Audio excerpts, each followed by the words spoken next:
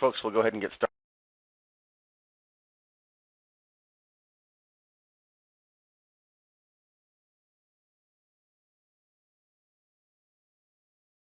Maybe you aren't really familiar with ACT, or just kind of want an overview because you're new to the program, or just kind of get an idea of how it works. And so we're in the ACT version 2013, and what we're going to go through today is basically how to add a contact, how to modify or change a contact, scheduling for ourselves, recording histories when we've completed a phone call, and then the different tabs across the bottom. We'll talk about groups, calendar, and creating sales opportunities.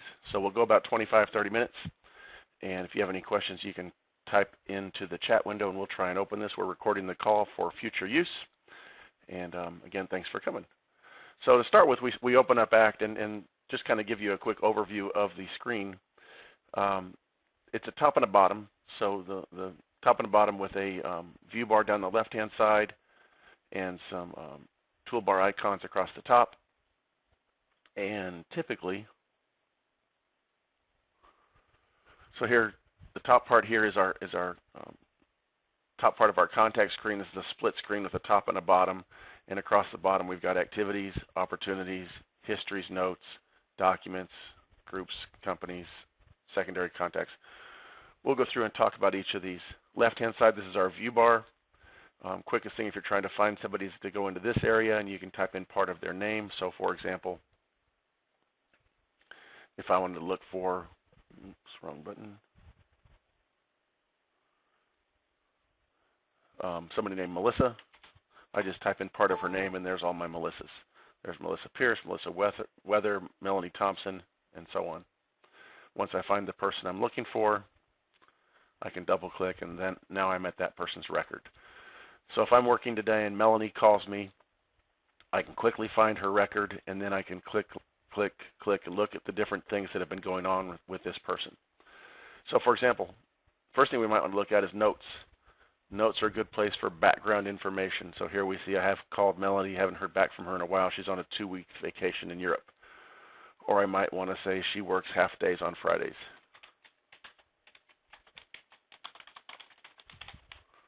Okay, background information here. What you don't put in this place is your call logs. Call logs go in histories. So to record that this call happened, I go to the history tab, and there's 3 ways to bring up the history button. Number one, you can do a Control-H on the keyboard, or you can hit the history button, which is this one right here, new history, or we can click on the history button at the top.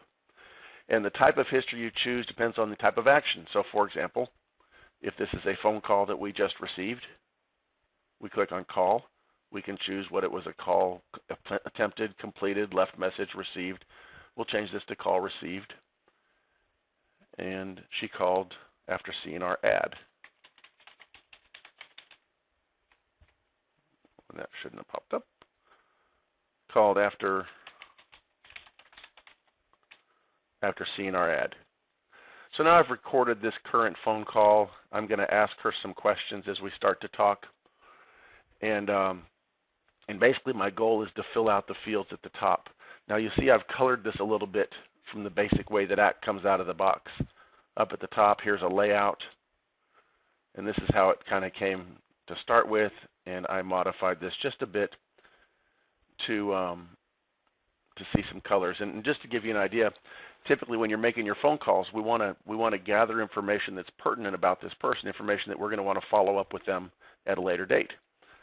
So rather than make fields recorded, we've simply color-coded these, and I've got a webinar called Customizing ACT that's on our YouTube channel, which is at youtube.com/ACT-trainer, ACT-trainer, and you can look at that one there. But the point is here, we're going to try and make my information with this person as complete as possible. Then we record that the phone call happened. We record notes, which are background information. If we agree to do something next week, maybe we want to schedule a follow-up. We can go to the activities button, and we can schedule a phone call, a meeting. So maybe if we're going to have lunch with Melanie next Thursday, we click on meeting. We can choose from the down arrow next Thursday, the 23rd, We might say we're going to have lunch from 11:30 to 1 o'clock, and we might call this deliver proposal on lunch meeting.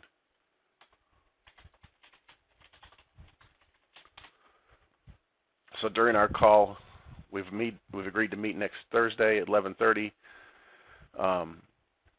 If there is, maybe I want to call and follow up the day before, so I might do a phone call, and we'll set this up for the day before, the 22nd, and I'm going to just call this confirm appointment. And usually I make my phone calls timeless because I just want to make sure and do it sometime during the day. Now, if I identify some sort of a deal that's out there with Melanie, maybe a project or something, I can click on opportunities, and I've got a button here for new opportunity. It's also under the drop down, and here's new opportunity here. So opportunity moves me to a different screen. I can give the opportunity a name. Maybe we're doing a new construction project in Bel Air. Okay, I can do that there. I can list the stages. Maybe we're just at the initial stages of the project. You see that the status of the project is open. We might talk about an estimated close date. Maybe it's going to be 6 months from now or October 1st. The open date might not be until June the 1st. That's when we start the project. If you want to put other things like products, you can click here and add these in.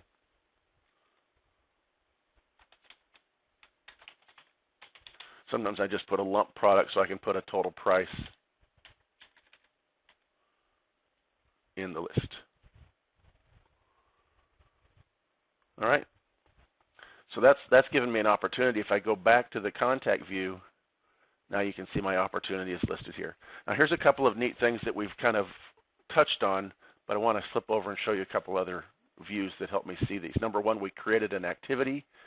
If I go to the task list and I set this to future, or perhaps next week, here you can see my list of things I'm doing next week, including the lunch meeting to deliver the proposal and the confirm appointment phone call the day before. You'll also see these under the calendar. If I click the next week, and you'll see here's my lunch meeting, and on the day before, here's my phone call over to the right for confirming the appointment. So tasks, activities, and calendar events all display the same types of things. And by definition, a calendar event or an activity is something that is scheduled to occur that has not yet occurred. So for example, if I had gone back to my task list and set this back to past, you'll see in this demo database, I've got a lot of activities that have not yet been done, 187 of them. And typically, if you had that much stuff undone, you'd probably, be a little concerned. So normally we'd like to have these cleared out, and so to clear an activity, we just click the checkbox, and that brings up the history. I can clear it, and ideally you would see nothing on the past due activities. If I'm trying to see what I'm doing today, I would flip this to today, and I would see any activities I have scheduled for today. The calendar view, the tasks are the same thing, and they also represent the activities showing up. So for example, for Melanie, I have 2 activities scheduled under my task list. Maybe if I look at next week or next month, you see I've got about 15 different activities scheduled. This is a tabular view over the time frame. A couple things here that are important. There are some filters across the top. So filtering by the time, by the type of activity. For example, if I just wanted to see my phone calls, I might go and select none and then reselect phone calls. Now I'm just looking at phone calls. Or I want to see all activities there. If you use priorities, you can look at just your high priority stuff or your low priority stuff. If you've got multiple users, a lot of times if I want to see somebody else's calendar, I need to select that other person so I can see them. Or if I want to see the whole company, I can select all users. And that lets me see other people's calendar events on my calendar or my task list. So there's a filter on the calendar, there's a filter on the task list. See, the same filter is here, but you can have different settings for these. Same thing back at the contact.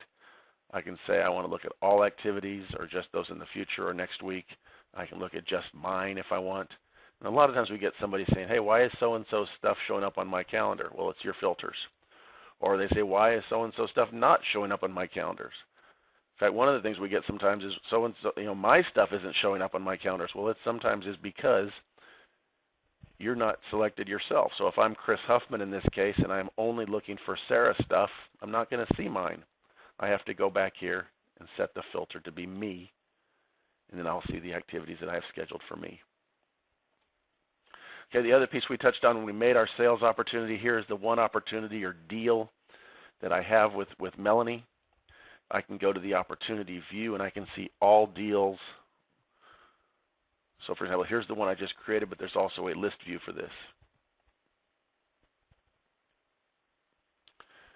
And in doing this, I can look through the different, I've got filters here. So I might want to say, show me the ones that are going to close in the future. And there's a few of them, including the one I just created. Show me the ones that were scheduled to close in the past, or show me all.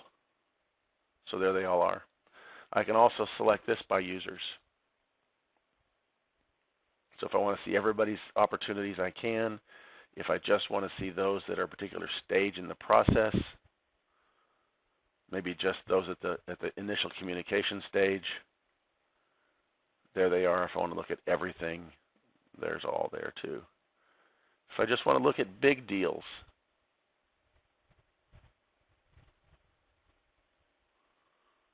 I can look at those with a total value of greater than $10,000.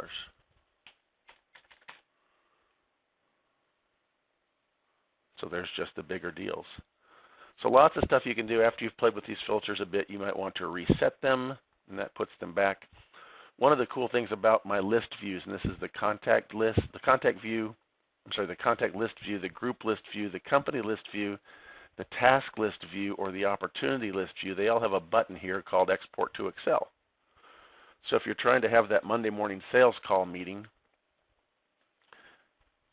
it's kind of handy to just hit Export to Excel, and then inside of Excel be able to look and see, okay, here's all my opportunities. And maybe I want to go to the data menu here and choose filter, and I just want to look at those that we have won this, won. I'll go here and I'll select closed won. And there they all are. I want to find the ones we lost. So if I want to find just the ones that Allison lost. Okay, now we can go say, Allison, why did we lose these deals? Or I want to see the ones that Allison won.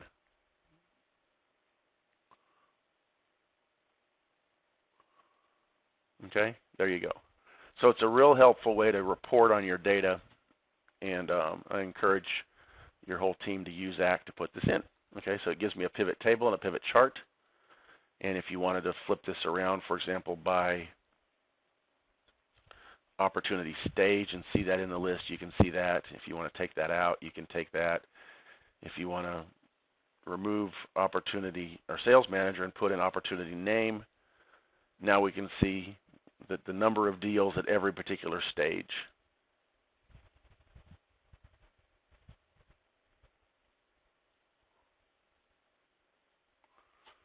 Same thing on the pivot table. You can add other things you want to this. Okay, so that's my opportunity view. Let's add a contact. So let's say while we're talking to Melanie, we get a new person that called, and that person's name is Michael Davis. And so I'm going to go look up and contact and see if Michael Davis is there, and it says he's not. If you're not sure, use this box over to the left because that's the contains menu. So if I just know his last name is Davis and I don't know if he's Mike or Mikey or Michael, and I just see all we have here is Betty Davis. So I want to add a new contact, and I want to show you a couple of things with new contacts that are important. Contact menu, new contact, also the insert key on the keyboard. And I'm going to put in Michael Davis.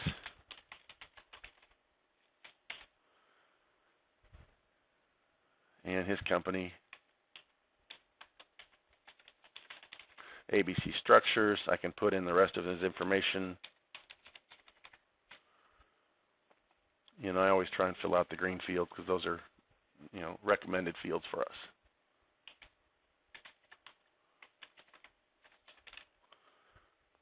Okay. ID status is a special field. I might go and select what type of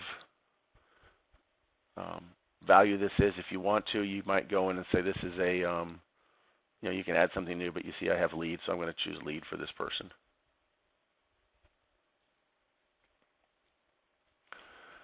All right, so I've added him in. A couple things about this. If Michael's middle name was David,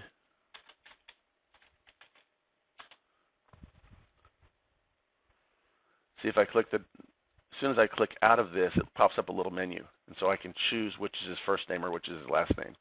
This is particularly helpful if you have, for example, ladies that have two first names.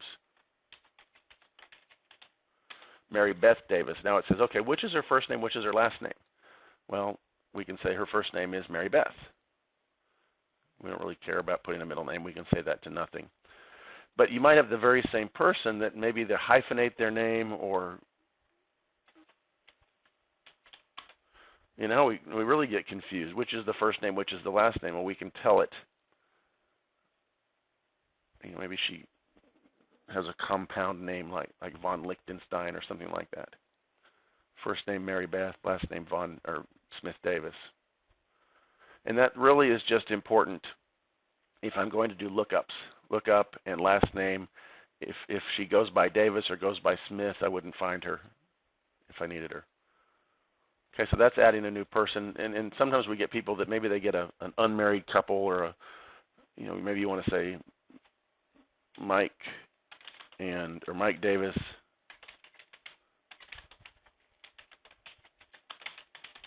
and Mary Beth Smithers. Well, there's no real first or last name there, so you just kind of have to pick something.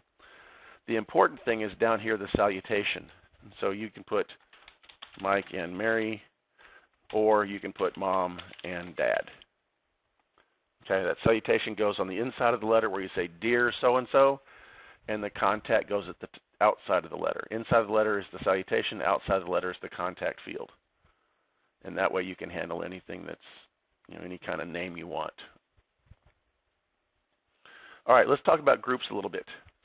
Now you see I added, let me just go back and set this to Mike Davis.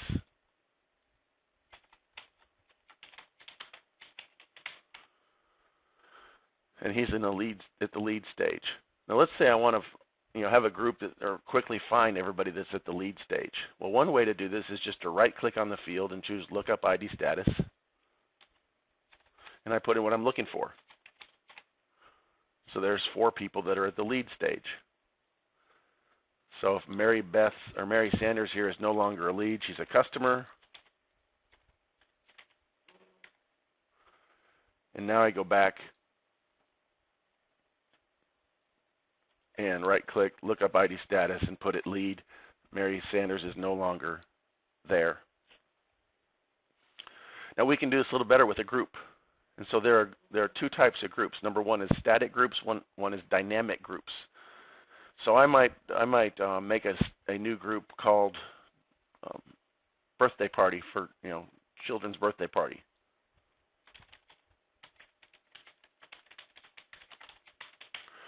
Well, there's only a finite and a select number of people. They may not be particular things we can look up. So I'm going to go to contacts, and here I can just pick. Click, click, click, click, click. These are the people that are coming to the birthday party. Click, click, and they're in. So that's called a static group. So they're there because I put them there. If I want to take somebody out, like Ashley, I go and I deselect Ashley, and Ashley's gone out of the group. The other type of group is a dynamic group. Group menu, new group. Call this one leads. In this case, the criteria for being in the group is that the ID status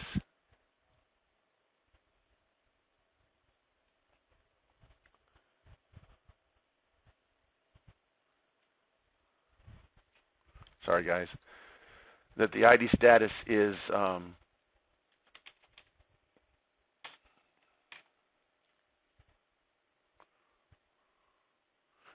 equal to lead. I hit add to list, click OK, click OK. And so now you see these are the 3 people that are at the lead stage. So if Susan goes from a lead to a competitor, for example, or something else, we go back to that group again.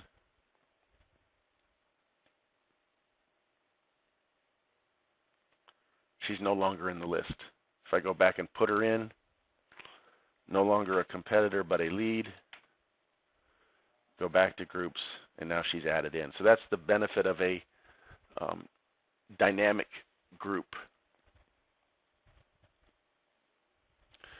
One of the kind of cool things you can do is you can make a hierarchy of groups. So for example, I might want to make a group called sales. So I'll go to groups and I go new group, call it sales process. And I like to put a dot at the beginning so it shows up at the top of my list. So here's sales process. And inside of here, I'm going to want to take my leads group and drag it up. Then I'm going to take my prospects group maybe and drag it up. And maybe the one called hot deals and drag it up. So basically what I've done now is I've organized the groups that I might use for sales all in one place. So if I want to look at all my leads, here's all my lead people, all my prospects, there they are, and then I maybe have one more called customers.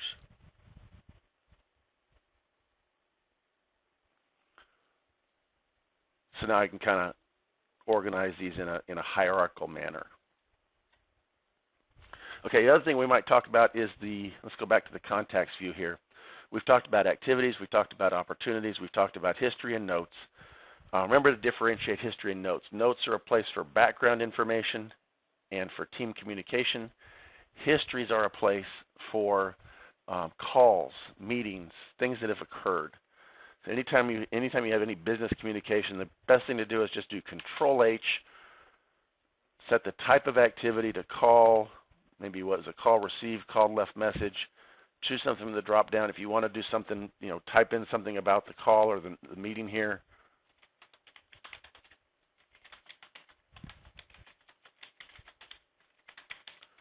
We had a great call again next week. We just call this one status. And then if you wanted to, this records my outgoing call to Susan Baker. If I want to schedule a follow-up for next week, I hit the follow-up button, schedule another call maybe for next Tuesday. Again, I make calls timeless because I just called during the day, and I'm going to call this follow-up. And so, when you get that, That's also going to show up on my calendar list or my task list. It's on my activity tab. We recorded the call. We talked about opportunities. Let's hit a couple other ones. Documents. If I want to attach a document, add document, choose file, and maybe let me just make one real quick. Here's an Excel spreadsheet called proposal. So I can bring that in. The other option is to make a shortcut. A shortcut, if you do that, doesn't bring a copy of the database in. It brings, it just makes a link to it, where a file brings the whole database into the structure. And so if you're synchronizing ACT, the kind of the neat thing that this does is it synchronizes the attachments with the database. And so you can, if one person makes a proposal and syncs it back, the other folks can see it pretty easily.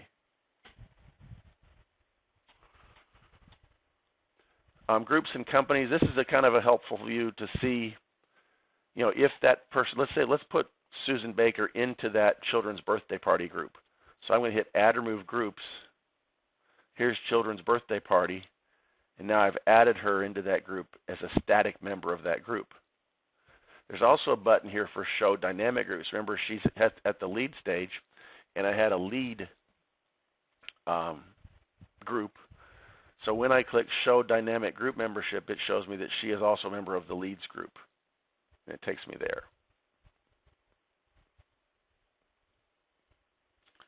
Okay, so that's kind of a helpful thing to see with groups. There's a company view we haven't talked about yet, and we'll kind of save a lot of this for another time. But as an example, here's the company called CH Holding. I can see the people in this company. So, for example, there's two people, Cecilia and Fred.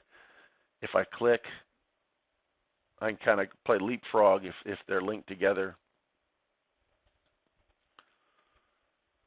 Here's CH Tech 1. I can go to Fred. Now you see this is a linked company.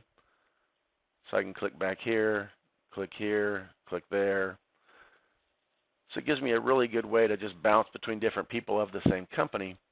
And then also, if I'd like, I have a company-wide notes view. I've got a company-wide history view. So this lets me see if I'm trying to get an idea of what we're doing across this entire company. I can get a way to see that. Best thing about this, if you're going to use companies, is to make the company first, and then if you've got a new person, let's say we've got a new person named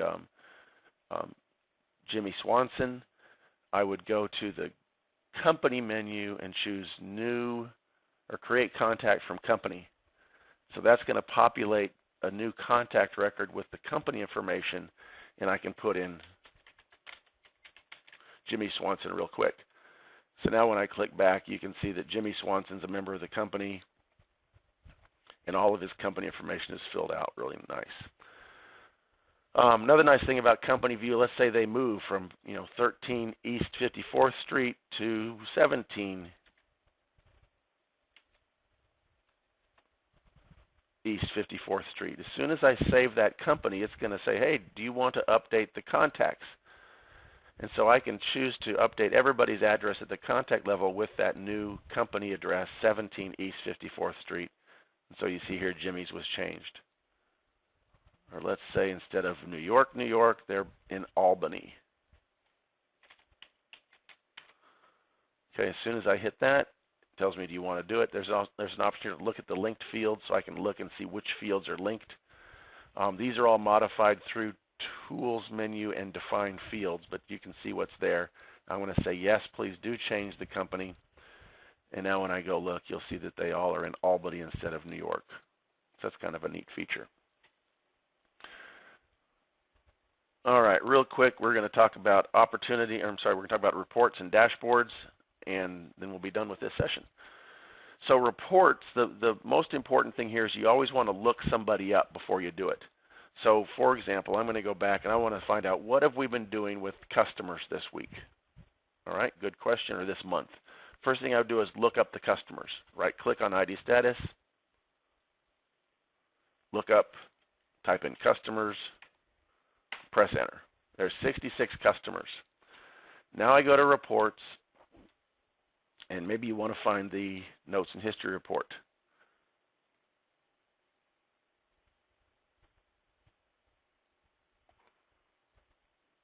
And there's another way to get there too. Let me just,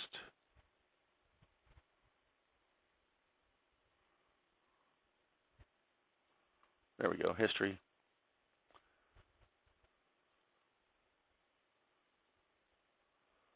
History summary is one way we can do it. If you click the little checkbox here, this adds this to your favorites at the top. Another, there's notes history, I'm looking for it. And then we've got that one too. So now you can quickly get to the ones that are your favorites. So we're going to run the notes and history reports just by double-clicking on it. Anytime we run a report, we need to choose current lookup, all contacts, current contact. So we chose current lookup because we did our lookup first. We did our lookup of people who are customers. Okay, the next important thing, I don't usually use data managed by, because that's generally not necessary. But if I want to find everything that I did, and I'm Chris Huffman in this case, go to Notes, choose Select Users, and choose Chris Huffman. If there were several users, we're just looking at Chris's stuff. And again, Notes or History, Select Users, Chris Huffman again. If I had other people here, I could select other people. If you want to run a report over each member of your sales team, you'd need to run that report one time for every person. We're going to leave the default of the current month, click OK. And this will let you see what that person's been doing. So there's not much here because we didn't play with it too much. But that's your notes and history report. There's also reports here under the reports menu. For example, if I wanted to, maybe I'm going to go see somebody today, and I'm going to go see Andy. The first thing I do is I go to reports, I go to contact report, and I just do the current contact report. And this gives me a one-page overview of everything that's going on with that person. So this is the report that I'll print out and take with me as I go to see somebody. Okay, last thing we'll talk about here is the dashboard. And the dashboard, just a great overview to see what's going on. The default dashboard here has activities and schedule, opportunities. Now you can play with this a little bit by going to filter, and maybe you want to set, maybe set to look at somebody else's. This is just the filter for today. If you want, here's the current month and things like that. But there's several different dashboards here, and these can be customized quite a bit. Here's the opportunities dashboard, so we can see all of my deals that are out there. All right, that'll sum up this session. We spent about 30 minutes taking an overview of ACT. I'll go ahead and post this to YouTube, and you guys can take a look at it if you'd like.